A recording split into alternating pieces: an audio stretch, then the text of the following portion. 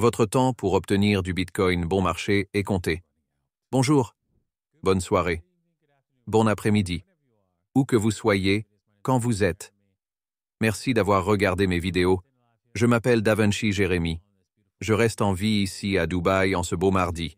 Nous voyons Bitcoin à 66K. Bien loin des 60K.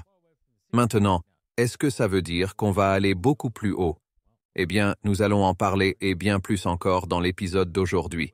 Alors, assurez-vous de regarder jusqu'à la fin, cliquez sur j'aime, cliquez sur abonnez-vous et passons à l'actualité dès maintenant. Commençons par Litecoin. C'est célébrer quelque chose.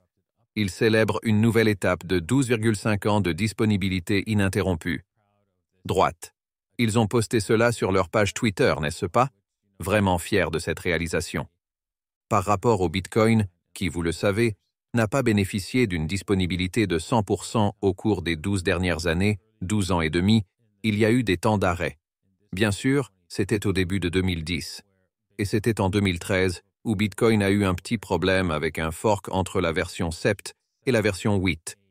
Et oui, donc il y a eu un petit dépotoir. Pendant les cartons vides, cela coûtait jusqu'à $50. Et oui, beaucoup de gens ont paniqué, n'est-ce pas? Parmi mes amis, la panique se vend à cette époque. C'était malheureux, car cela s'élevait à environ $266. Alors oui, ne paniquez pas, vendez, peu importe ce que Bitcoin est là pour rester. Droite? Oui, depuis lors, nous avons eu une disponibilité de 100% et nous continuerons à le faire à l'avenir, je crois. Donc pas de souci. Bitcoin est là pour rester. Conservez votre Bitcoin car c'est ce que font la majorité des gens. Le marché des stablecoins a atteint 160 milliards, atteignant un niveau jamais vu depuis le crash de Terra. Le crash de Terra Luna est donc maintenant juste derrière nous. Et nous voyons la valeur des pièces stables augmenter. Le montant total des pièces stables prend de la valeur, ce qui est une bonne chose. Cela fournit des liquidités à ceux qui croient au dollar, qui épargnent en monnaie fiduciaire. Je veux dire, ceux qui économisent en monnaie fiduciaire, nous avons un nom pour ces personnes. Nous les appelons pauvres. J'aime ça. Assurez-vous donc de ne pas épargner votre richesse dans des pièces stables américaines. Vous pouvez l'utiliser pour du trading temporaire. Vous pouvez l'utiliser pour conserver une petite somme d'argent, vous savez, pour des choses pour lesquelles vous devez l'utiliser, comme si vous devez de l'argent en dollars américains. Vous pouvez utiliser des pièces stables de manière temporaire à cet effet, à titre d'économie. Assurez-vous donc que c'est une base temporaire, pas plus de 90 jours peut-être dans cette USDT, car il pourrait tomber à zéro parce que le gouvernement pourrait dire non, pas de perte à tout moment. D'accord. Eh bien, cela dit, passons au retrait de Mega Baleine, d'une valeur de 53 millions de Bitcoin de Binance. Ouah. Eh bien, vous savez, les gens veulent leur Bitcoin. Les gens savent quelle heure il est. Ils savent quelle heure il est. Vous ne voulez pas laisser Bitcoin sur les échanges. Si les gouvernements se présentent, font faillite, ils s'en prendront à votre Bitcoin. Comment savons-nous que cela va se produire? Eh bien, dans chaque pays où il y a une hyperinflation, chacun, ils ont converti vos dollars américains ou toute autre devise que vous déteniez en monnaie locale. Attendez-vous donc à la même chose du gouvernement. Quand ils feront faillite, ce qui arrive. D'accord. Et c'est pourquoi vous souhaitez conserver vos bitcoins. Vous les retirez des échanges. D'accord. 747 000 BTC achetés dans une zone de demande cruciale de bitcoin. Eh bien, vous allez devoir prendre cela au pied de la lettre. C'est l'opinion de quelqu'un d'autre, pas une preuve, pas une preuve. Vous allez devoir le chercher par vous-même. Mais il dit que les données en chaîne indiquent que 1,04 millions d'adresses ont collectivement acheté 747 000 bitcoins pour un montant de $66 000. C'est incroyable. Si c'est vrai, voyons si ce sont des mains en diamant ou des mains en papier. Le temps nous le dira. Comme vous le savez, je teste ou vous ne le savez peut-être pas, je teste ce nouveau token Micro DJ15. Je voudrais peut-être larguer quelques jetons Micro DJ15. Alors connectez votre MetaMask, n'est-ce pas? Utilisez la même adresse que celle que vous utiliseriez pour, vous savez, le MetaMask classique, n'est-ce pas? Parce que c'est comme ça que ça marche pour vous. Juste sur testnet et vous lancerez des jetons Micro DJ15 lors de notre mise en ligne. Alors allez-y et testez-le si vous le pouvez. Merci beaucoup. J'apprécie vraiment cela. Ceci est également disponible sur notre site web. Si vous passez par le jeton DJ15, vous le verrez. Le test également. C'est donc également dans les liens dans la description ci-dessous. D'accord. Jetons donc un œil au prix. Il s'agit d'un Bitcoin et voyez ce que nous pouvons voir en regardant les prix quotidiens au-dessus du ruban EMA. Ceci est généralement considéré comme haussier, n'est-ce pas?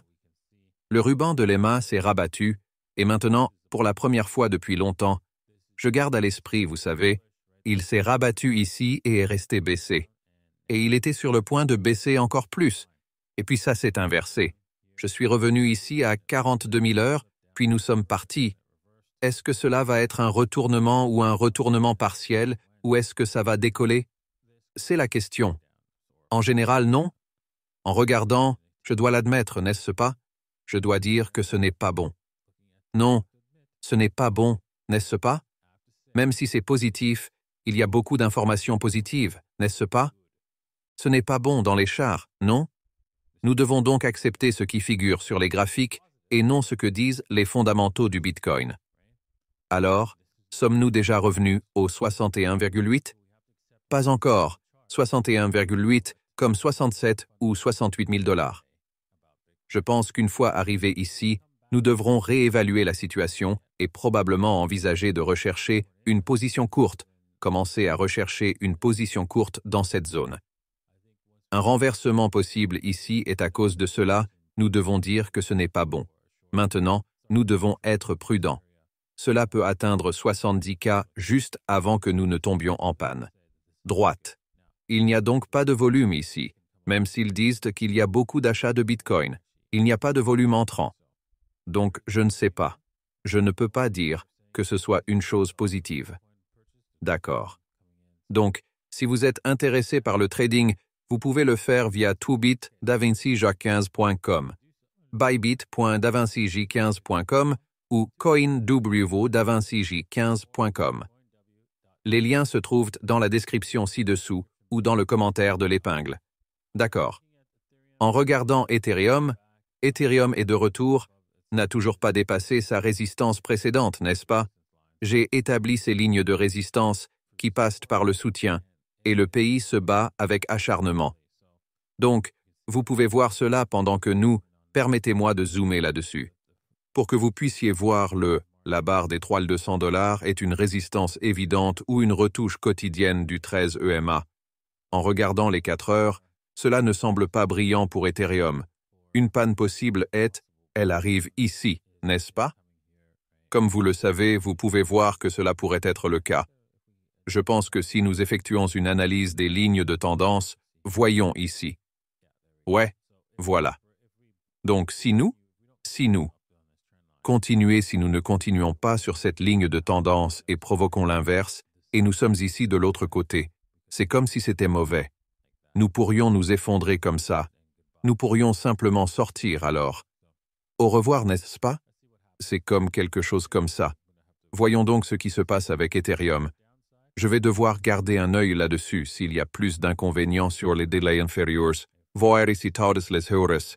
Si nous ne voyons pas une sorte de panne juste au-dessus d'ici, au-dessus de ce niveau, voyons ici, le 32,24, vous pouvez dire bonsoir à Ethereum.